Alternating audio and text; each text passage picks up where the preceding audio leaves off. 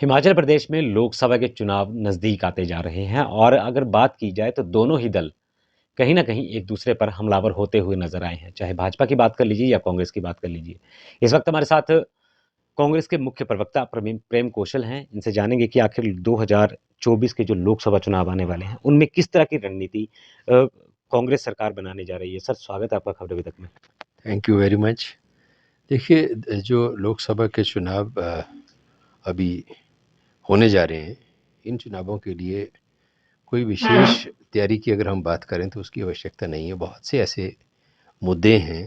केंद्र में भारतीय जनता पार्टी 10 साल पहले 2014 में सत्ता में आई थी और 2019 में चुनाव हुए। उसके बाद फिर भारतीय जनता पार्टी के लोगों ने मौका दिया, देश के लोगों ने। प्रदेश से भी लोकसभा के सदस्य भारतीय जनता पार्टी के जीत के गए।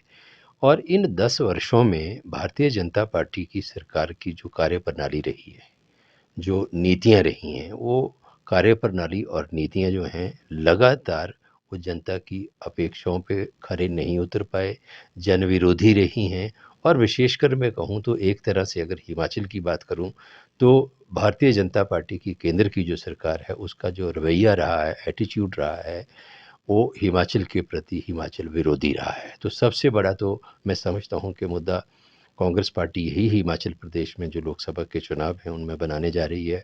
आपने देखा हिमाचल प्रदेश में इतिहास का सबसे बड़ा डिजास्टर आया और उस डिजास्टर के दौरान जो केंद्र सरकार से उम्मीद और अपेक्षा थी कि एक छोटा राज्य है जिसमें आर्थिक संसाधनों की कमी है, कर्जे में डूबा हुआ प्रदेश है, और ऐसी स्थितियों में जो केंद्र सरकार की नज़र इनायत हिमाचल प्रदेश के ऊपर होनी चाहिए थी, वो नज़र इनायत तो दूर की बात है, लेकिन एक तरह से सौतेला व्यवहार हिमाचल प्रदेश के साथ हुआ और हिमाचल प्रदेश के लोगों को दुख, संकट और त्रासदी की उस घड़ी में केंद्र सरकार ने अकेले छोड़ दिया। लेकिन हमारे प्रदेश के मुख्यमंत्री और प्रदेश की सरकार ने अपने जो संसाधन थे और अपनी जो उनका विज़न है उससे इस उस डिजास्टर के साथ बड़ी मजबूती के और संवेदनशीलता के साथ जो था उसका मुकाबला किया और हम बड़ी मजबूती के साथ उस संकट से उबर कर बाहर आए हैं। और हिमाचल प्रदेश के जो भारतीय जनता पार्टी के नेता हैं उनका भी रवैया जो है संकट की उस घड़ी में उन्होंने लगातार राजनीति की और हिमाचल के मुद्दों को लेके, हिमाचल की तकलीफ को लेके केंद्र की सरकार के समक्ष वो साहस नहीं कर पाए कि हिमाचल के हित में कोई बात करें। उल्टा ये कहा जा सकता है कि हिमाचल प्रदेश के भारतीय जनता पार्टी के जो नेता हैं उन्होंने अपने काम से, अपनी कार्यप्रणाली से कोई मदद अगर केंद्र से हिमाचल प्रदेश की हो भी सकती थी तो उसको रुकवाकर एक राजनीतिक और आर्थिक संकट हिमाचल प्रदेश में पैदा करने का प्रयास किया। तो इस तरह से बहुत से मुद्दे हैं, बहुत से ऐसे बातें हैं जिनको लेके जनता के बीच कांग्रेस पार्टी जा रही है और इलेक्शन के दिनों में भी जाएगी। और हिमाचल प्रदेश में आप देखेंगे कि इस बार के नतीजे जो हैं वो अलग होंगे। वहीं दूसरी ओर अगर बात करें तो जो कांग्रेस सत्ता में आई थी तो एक बहुत बड़ा वादा किया गया था, गारंटियाँ दी गई थी। लेकिन अभी भी वो गारंटियाँ पूरी नहीं हुई हैं और कहीं न कहीं जो है वो लोगों के मन से वो बात निकलनी शुरू हुई है कि भई वो गारंटियाँ पूरी नहीं हुई। चाहे वो 1500 देने वाली बात हो, दूध गंगा परियोजना की बात हो या कोई अन्य गारंटियाँ दी गई थी, वो पूरी नहीं हो पाई। हालाँकि कहा गया था कि 1 साल के भीतर इनको पूरा किया जाएगा। नहीं, देखिए 1 साल के भीतर तो ऐसा देखिए अब ये जो गारंटियों की आपने बात की, अब ये 10 साल के वादों में जो 10 साल की सरकार का कार्यकाल पूरा हुआ है केंद्र की, इन्होंने भी गारंटियाँ दी थी। 2014 में कहा था हम सत्ता में आएँगे तो प्रति वर्ष 2 करोड़ नौजवानों को रोज़गार देंगे, नौकरियाँ देंगे। तो 10 साल हो गए, 20 करोड़ लोगों को वो रोज़गार और नौकरियाँ मिल जानी चाहिए थी। काला धन वापस लाएँगे, उस काले धन की आज कोई बात नहीं करता। महंगाई कम करेंगे, वो महंगाई कहाँ थी, कहाँ पहुँची, किसी से छुपा हुआ नहीं है। इसी तरीके से 15 लाख खाते में डालेंगे, किसानों की आय दुगनी करेंगे। आज किसानों की राह के ऊपर जो है वो कीलें गाड़ के जो है उनके रास्ते को रोकने का प्रयास किया जा रहा है। तो भारतीय जनता पार्टी ने जो कहा उससे उल्ट किया है देश के अंदर। हमारी सरकार को सत्ता में आए हिमाचल प्रदेश में 1 वर्ष का कार्यकाल हुआ है। ओपीएस हमने आते लागू किया और स्टार्टअप योजना जो है उसकी तरफ आगे बढ़े हैं।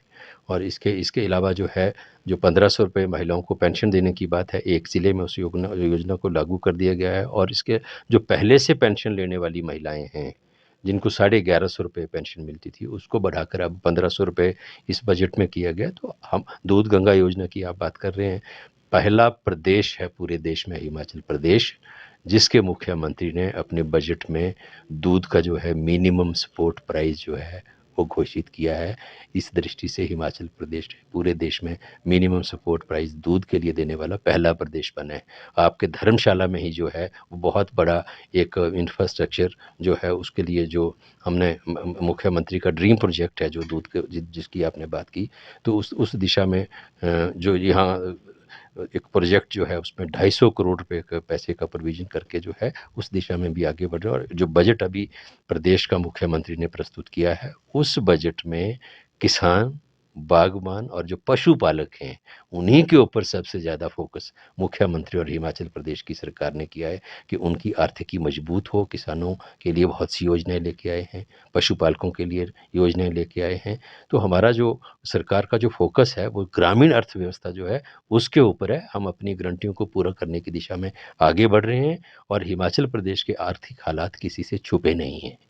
जिस जो जो आर्थिक स्थिति हमें इसमें विरासत में मिली है प्रदेश की, वो किसी से छुपा नहीं है। उस स्थिति से कैसे निकला जाए उसको लेके भी माननीय मुख्यमंत्री ने बहुत सार्थक कदम जो हैं उठाए हैं। हमारा और हमारी सरकार का सबसे पहला प्रयास है कि हिमाचल प्रदेश को हम आत्मनिर्भर बनाएं, उस दिशा में काम हो रहा है। तो भारतीय जनता पार्टी के लोग जो हमारी 1 साल की सरकार की गारंटियों का हिसाब मांग रहे हैं, हम उनसे और देश और प्रदेश की जनता उनसे 10 साल पहले से 10 साल में जो गारंटियाँ उन्होंने दी है उनका हिसाब मांगेंगे। बेरोजगार सड़कों पर हैं, शिमला में आए दिन धरना प्रदर्शन चल रहा है। रोजगार देने की बात कही थी लेकिन रोजगार नहीं मिला लोगों को। देखिए, ये बड़ा दुर्भाग्यपूर्ण पहलू है, मैं आपसे बिल्कुल सहमत हूँ, लेकिन स्थिति उत्पन्न क्यों हुई? इसकी पृष्ठभूमि में जाना पड़ेगा। भारतीय जनता पार्टी के शासनकाल में चाहे पुलिस की भर्तियाँ थी, पटवारियों की भर्तियाँ हुई, चाहे हमीरपुर का जो सबॉर्डिनेट सर्विस कमीशन था, उसके माध्यम से भर्तियाँ थी। तमाम पेपर बिके, लीक हुए। जैसे ही हमारी सरकार सत्ता में आई और ये चीज़ें जब नज़र में आई, तो निश्चित तौर पर उनकी इंक्वायरी अब आप देखेंगे कि एक रिकॉर्ड बन गया। जितने पेपर हुए थे जिनके रिजल्ट निकलने को हैं, आधे से ज़्यादा पोस्ट कोड जो थे उनके पेपर बिके थे, लीक हुए थे। ये इस सरकार ने भाजपा जब सत्ता में आती है, नौकरियां बेची जाती हैं, पेपर लीक किए जाते हैं और उस स्थिति के चलते जो था वो स्वॉर्डिनेट सर्विस कमीशन जो था उसको भंग करना पड़ा। हमारी सरकार ने नए राज्य चयन आयोग के नाम से उस आयोग का गठन कर दिया है। उसकी जो काम है वो शुरू हो चुका है, उसकी जो वेबसाइट है वो टेस्ट हो रही है और 20,000 के करीब नौकरियां जो हैं वो निकाली गई हैं। ये कहना गलत है कि हमारी सरकार नौकरी नहीं दे रही। एक जो सबॉर्डिनेट सर्विस कमीशन के माध्यम से नौकरियां मिलती थी उनमें ज़रूर एक व्यवधान पैदा हुआ है, लेकिन जो विभागीय भर्तियां हैं वो लगातार उनकी पोस्टें निकल रही हैं और उनका प्रोसेस जो है वो जारी है। हमने नौकरियां देने का वादा किया है, हम देंगे। बेरोजगार जो नौजवान हिमाचल प्रदेश के हैं उनके प्रति कांग्रेस पार्टी पूरी वचनबद्ध है, संवेदनशील है और जो बच्चे आज सड़कों के ऊपर हड़ताल कर रहे हैं वो हमारा किया धरा नहीं है। वो पिछली ये जो जेओआईटी की बात आप कर रहे हैं, 4 साल से ये मसला है, तो 3 साल तो भारतीय जनता पार्टी की सरकार थी। हमें सत्ता में आए 1 साल हुआ, पूरा प्रयास अभी अभी एक कैबिनेट सब कमेटी बनी है जो सारे मसले को देख रही है। इसमें जो लीगल पॉइंट्स हैं उनको किस तरीके से हटाया जाए, ठीक किया जाए, उसमें तो ये सारी चीज़ें जो है वो कर रहे हैं। हमारा नियत और नीति बिल्कुल स्पष्ट है। अब रोज़गार की बात आपने की तो मैं इसमें जोड़ना चाहूँगा, हिमाचल प्रदेश वीर भूमि के नाम से जाना जाता है और हज़ारों लाखों यहाँ पूर्व सैनिक भी हैं, सेना में नौकरी करने वाले लोग भी हैं और बहुत सारे सेना के जो उच्च अवार्ड हैं हिमाचल प्रदेश के सैनिक उनसे नवाजे गए हैं। अग्निपथ योजना लेके आए आज और 1.5 लाख के करीब नौजवान जो देश का था, उन्होंने सेना की भर्ती में अपील हुए थे।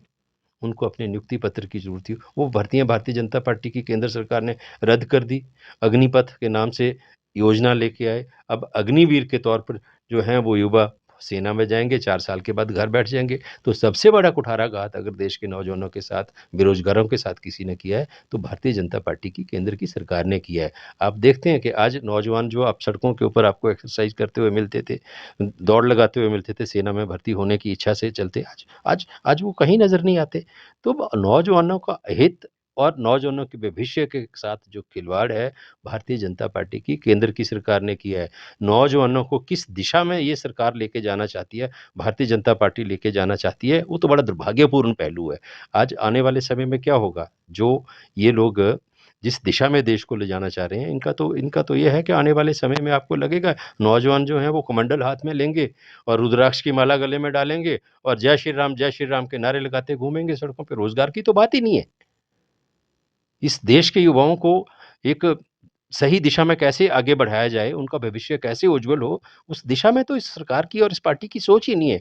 इसकी सोच है एक ऐसे उन्माद में इस देश के युवाओं को झोंका जाए कि वो उस तरफ सोचें ही ना, उनको भूख ना लगे, उनको प्यास ना लगे, उनको ज़रूरतें महसूस ना हो। बस वो कमंडल हाथ में लेके जय श्री राम करते हुए भारतीय जनता पार्टी की जो है वो वर्करी करते रहें। ये तो इस दिशा में लेके जा रहे हैं देश के युवाओं को। तो हमारा, मैंने कहा कि हमारी नीयत, नीति देश के प्रति है, देश के युवाओं के प्रति है, देश की महिलाओं के प्रति है और पूरा देश जो है वो हमारे लिए एक मंदिर की तरह है और इस देश में रहने वाले लोग हमारे लिए देवी-देवता हैं।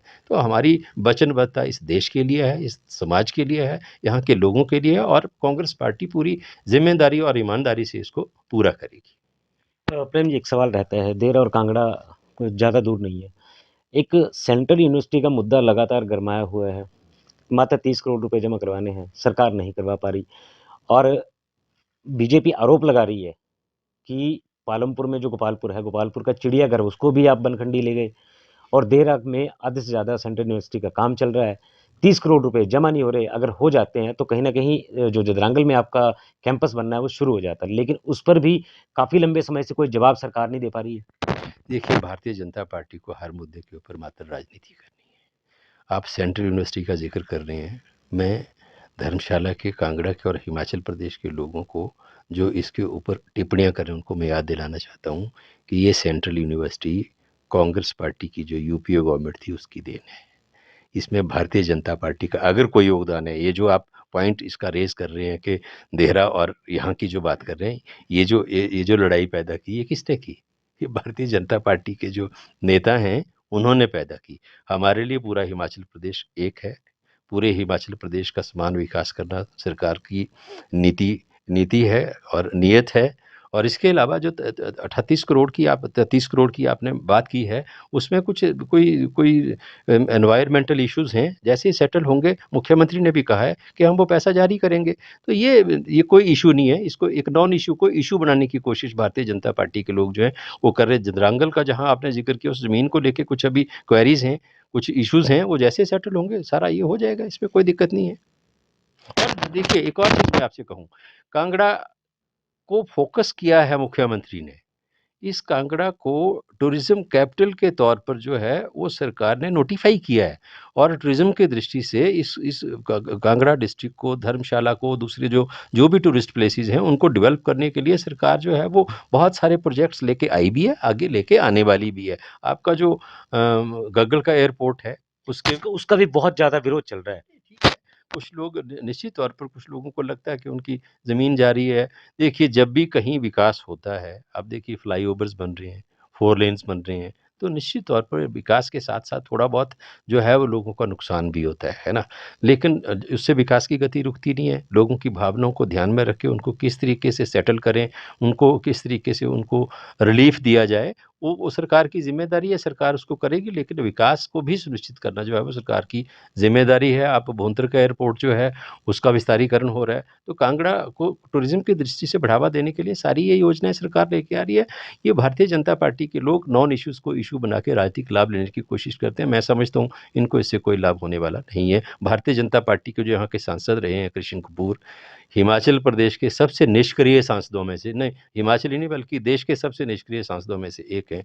तो अब उनका 5 साल का जो कार्यकाल रहा है बतौर सांसद, उसका भी हिसाब-किताब जनता लेगी। अब ये सोचें कि टिकट बदल देंगे, उससे इनको फ़ायदा हो जाएगा, लेकिन 5 साल में जो भारतीय जनता पार्टी के सांसद ने यहाँ की अनदेखी की है और उसका भी हिसाब-किताब होगा। कांग्रेस किसको चेहरा मान के चल रही है? कांगड़ा और चंबा से, क्योंकि बहुत बड़ा पार्लियामेंट्री क्षेत्र है ये। देखिए, जहाँ किसको चेहरा होगा ये तो पार्टी आलाकमान तय करेगी, इसके ऊपर मैं कोई टिप्पणी नहीं कर सकता। एप्लीकेशंस इनवाइट की थी प्रदेश कांग्रेस कमेटी ने, लोगों ने अप्लाई किया है, उनकी छँटनी 1-2 दिन में होगी, उसके बाद सेंट्रल पार्लियामेंट्री बोर्ड जो है उसके ऊपर निर्णय लेता है। लेकिन चेहरा कोई भी हो, मैं ये समझता हूँ कि हम चुनाव चेहरे पे नहीं, मुद्दों के ऊपर लड़ेंगे। भारतीय जनता पार्टी के खिलाफ बहुत सारे ऐसे इश्यूज़ हैं, जिनको लेके हम जनता के बीच जाएँगे और हमारी जो 1 साल की सरकार का कार्यकाल है, उस कार्यकाल में बहुत सी ऐसी उपलब्धियाँ हैं। सबसे ज़्यादा तो मैंने कहा कि ग्रामीण जो जो देश है हमारा और प्रदेश का लोग है, वो ग्रामीण उसमें 80% से लेके 90% लोग जो हैं, वो ग्रामीण क्षेत्रों में रहते हैं। तो हमारा फ़ोकस ग्रामीण क्षेत्रों के ऊपर सरकार ने किया है और ये हमारे लिए एक बहुत एक उपलब्धि वाली बात है। इसको लेके हम जनता के बीच में जाएँगे, हम पॉज़िटिव कैंपेन भी करेंगे और भारतीय जनता पार्टी की सरकार की 10 साल की जो नाकामियाँ हैं, उनके ऊपर भी बात करेंगे। तो ये थे हमारे साथ प्रेम कौशल, जिन्होंने कहा है कि जो भाजपा की 10 साल की उपलब्धियां रही हैं या जो उनके काम हुए हैं, उनको लेकर के जनता के बीच जाएंगे। हालांकि भाजपा की उपलब्धियां तो नहीं है, लेकिन जो उनके काम हैं 10 साल में जो किए हैं, उसके खिलाफ जो है वो जनता के समक्ष जाएंगे। हालांकि पार्टी जिस भी कैंडिडेट को उतारेगी, उस कैंडिडेट का पूरी कांग्रेस पार्टी समर्थन करती है और उस कैंडिडेट को जिताना इनका लक्ष्य रहेगा। धर्मशाला से कैमरामैन अनु शर्मा के साथ मनोज धीमान, खबरें अभी तक।